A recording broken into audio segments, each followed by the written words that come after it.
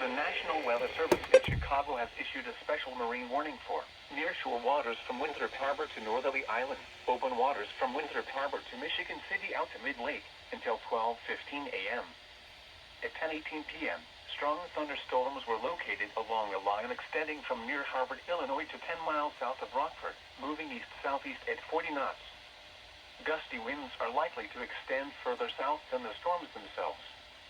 Hazard, wind gusts to 40 knots. Source, radar indicated. Impact, small craft could be damaged in briefly higher winds and suddenly higher waves. Locations impacted include Waukegan Harbor, Winthrop Harbor, nearshore areas near downtown Chicago. Move to safe harbor immediately as gusty winds and high waves are expected.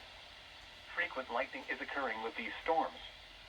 If caught on the open water, stay below deck if possible. Keep away from ungrounded metal objects.